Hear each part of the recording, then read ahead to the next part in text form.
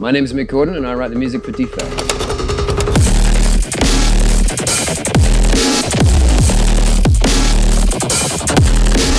So I like to think that my job is to find a unique sound behind every single project. I like to think that my work considers the role in which it exists. It's not just an accompaniment.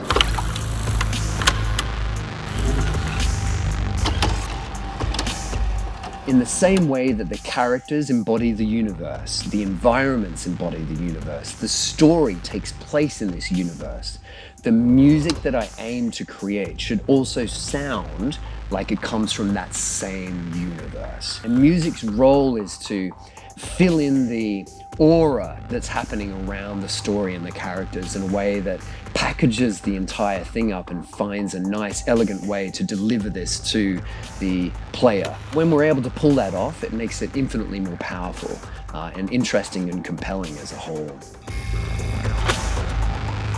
I was hanging out in the id Software offices and I overheard a conversation happening in a room next to me about a movie called Chopper. And I didn't expect anyone in America to know what Chopper was. And I popped next door and there's a manual telling everybody. Somehow he knew about this film. And so I met him and we bonded over our mutual love of super heavy metal music. Emmanuel's artistic approach to his visual design just blew me away. I mean, both him and Alex, so I hit it off with him really well. He finished up at id Software and left. He said, hey, I'm creating this new company. It's called emptyvessel because I want the philosophy of the company to have infinite potential for what creative people want to achieve. And I was just blown away. I mean, this is like the dream come true. He said, like, if you want it, it's yours. And we've been working together ever since. The people behind the project was number one. And then number two, to have a futuristic, gritty, cyberpunky, violent, aggressive, action-based, first-person shooter game from these guys, man, that's a dream come true. Whenever the team sends me something to work on, my first thing is to sit on my couch in my dark studio that's themed like a haunted house, and I have this big screen and I put the gameplay trailer up on the screen and I sit down and I turn all the lights off and I get calm and I hit play.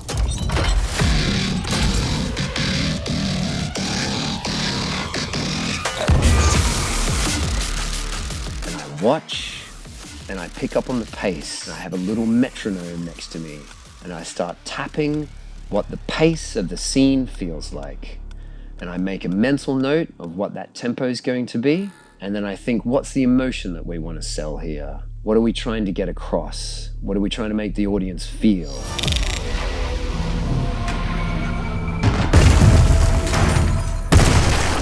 Not going to cover me! The sterile use of violence to elicit control.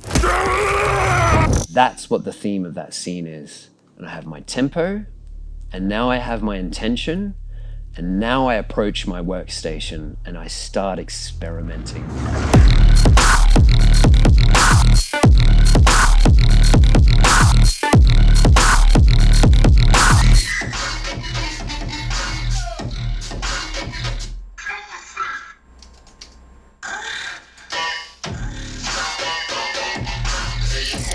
So for me then, it's about finding as many ways as possible that we can illustrate the concept of control versus chaos. One thing I've been exploring a lot on this project is the absolute extremes of distortion. How far can we distort the absolute living hell out of a sound until we lose the musicality of it? At what point does it become noise? At what point does it break that threshold between that's music and that's no longer music?